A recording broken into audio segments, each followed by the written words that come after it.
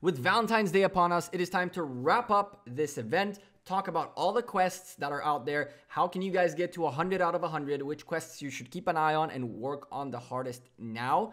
We're also going to talk about the Pledge of Thorns, where I stand, where I think I'll get, how I got there, so forth and so on. Obviously, we're going to talk about the pack that came out because it's one of the better packs that's come out in events in a while. To wrap it up, we're also going to talk about a blessing in the sky that came to us in the name of Brazen Thieves.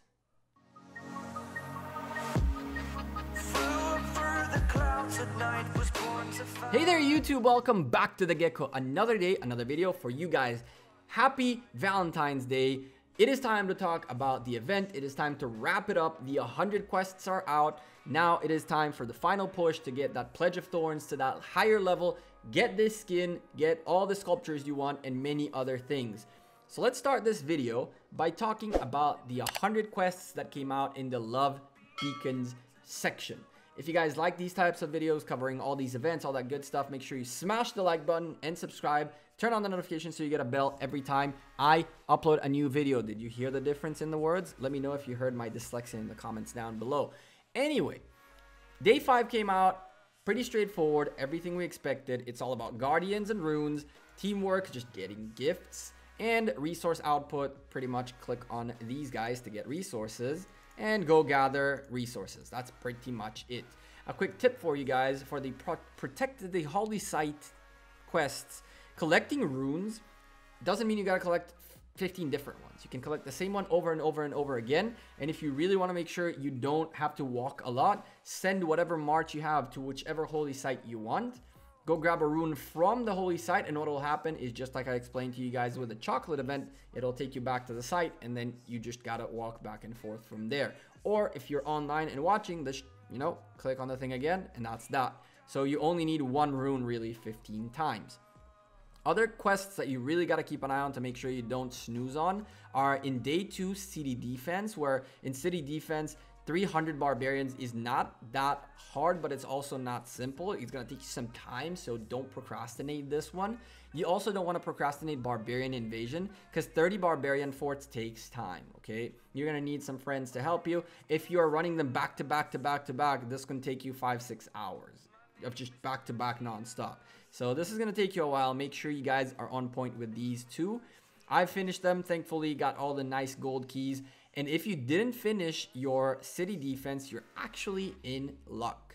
Because a blessing in the sky, which we knew was coming technically, has just revealed itself yesterday, called Brazen Thieves. Now, Brazen Thieves is an event we previously saw in Christmas, where all you got to do is you got to hit barbarians to get these saddles. When you open the saddles, kind of like the Lohar event, it drops a bunch of stuff, including 2 different items or 3 different items of different types of thieves you can summon, on top of a bunch of other cool items such as gems, speed ups, resources, and most importantly, and the reason why you should be grinding this event, arrows, arrows, arrows. Arrows of Resistance is everything in this event. You guys want tier 5s, you're going to need Watchtower 25. You're going to need these guys by the bucket loads. So if you have AP, this is the time to spend it. If you still have any barbarians missing in that quest, this is the time to grind. You guys are going to have, by the time you guys are watching this video, less than the time you're seeing on my timer right here. So make sure you're grinding towards the end of this event. It is an event that is worth your time. It is worth your AP, and it's worth its price in Arrows of Resistance by a lot. My situation in the Pledge of Thorns is, as of right now, I'm halfway through level 20 with 39 roses remaining. I think that I can hit level 22. I will push for at least level 22. I could try to grind really hard to get to 23. I highly doubt I'll make it to 25 without spending a little more money than I already have. And that's where I stand pretty much. I think that this event was decently nice. We finally got the skin at level 17. On top of that, we picked up some nice gold keys at level 20. So I am happy. But I'm even happier with the pack that came out for this Valentine's event. This pack, which you guys can see, by the way, I bought. It's $5, $10, $20, and $50 version. Is an unbelievable pack when it comes to speed ups. Now, what you guys are not seeing right here, which I am blocking, is 6,000 VIP points, which is also very important. So keep that in mind. This thing right here you're seeing is a $100 pack. This is the $100 pack, and what's in it is about 15 days worth of speed ups, 180 pick'em resource chests. Like, thank you. It's not a ton of resources that half of them are useless for you because all you need is stone. You can literally pick which one you want, and this is a huge amount of resources, guys, for $100. Not that you need really resources after you finish up your buildings and you're working on your researches towards tier 5. What really matters is the speed ups, and even the speed ups delivered quite nicely, as the $100 pack delivers 15 days of speed ups. You can unfortunately only buy it 3 times, which kind of sucks, but at least you can get 445 days out of it. Add to that the fact that now we're getting some gold keys, which is much better in my opinion to get gold keys and pick'ems than a bunch of other types of resources like it usually was. And the amount of roses is kind of nice because it really helps you push those levels. So I'm going to go ahead and show you that I ended up picking up the first 3 levels. So I picked up the $5 pack, which gave us a nice amount of roses and nice amount of speed ups and resources, as well as a little bit of VIP points. And then I picked up the $10 pack as well. Same thing, nice little speed ups. The roses are really useful, gems and all that good stuff. This is the $20 pack, which already started coming up with level 3 resource pick'ems and a few 3-hour speed ups, a nice amount of gold keys. But then, thanks to one of you guys who was really kind in my stream yesterday, we ended up picking up the $50 pack as well, which came up with a massive amount of roses, 8 gold keys, a bunch of good speed ups, resources out the wazoo, and more VIP points. Are you asking me if you should buy the pack? I think so, and the answer is absolutely. The pack is great for the main and most important things in the game. You get a good amount of speed ups, which will help you both in mid game as well as late game, which is different when it comes to resources because we get a ton of all these different types of resources. At the late game, it's less useful than speed ups. So getting the speed ups and a good balance of pick'em resources is fantastic. The VIP points are always useful if you're not VIP 15. I always like picking them up. There's absolutely no reason not to like them. The roses are really great. They did really help me out a lot to push a couple of extra levels without having to work too hard. 8 gold keys, or the gold keys in general, were just amazing. I'm a fan of gold keys. Any pack should come with gold keys and pick'ems, a ton of speed ups just like this one. You can't go wrong spending on this account. As a matter of fact, this pack was purchased by pretty much every single whale I know up to the max, meaning they spent the 5, the 10, the 20, the 50, and then 3 times the 100 to max it out.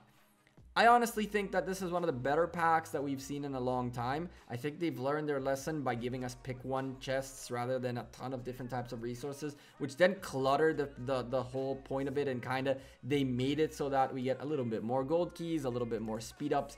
Honestly, great pack, worth picking up if you have the money at any level. I think that the level 50 pack is where it really gets good, the level 50 and 100 pack. So if you're only going to spend $35, it's not a bad investment, but really the 85 mark is where it really gets juicy. As you can see, we got the permanent skin and we're rocking it right now. This permanent skin decreases cavalry health but increases infantry health, and it is the beginning of the health series. We had previously the attack series, and now it's going towards the health. Now the interesting thing is, and this seems to me very weird, these different skins actually had health decrease but attack increase. So I figured if this is health increase, then wait, health as well? So I'm really confused if the whole point of skins means that you're just gonna have less health, and if health is not as important as it seems, as we can hear from anyone and from even the devs that defense has been winning in this game more than attack, then health really, I mean, it's better to have defense. And when it comes to health versus attack, we don't really know who is better, but clearly the fact that you're getting reduced health, it seems like they're giving a very low ball to what health actually means in this game, which is something we should follow up. In conclusion, if you guys haven't done your barbarians yet, do them now with the brazen thieves. Enjoy the arrows of resistance, spend your AP, don't worry about waiting for Lohar. If you don't have him maxed, wait for Lohar. If you do have him maxed, This is where you should be spending your AP. What are your thoughts about this event, about the pack? Where are you guys on the quests? What are things that you guys would give us feedback to Lilith Gaming and Rise of Civilization about these events?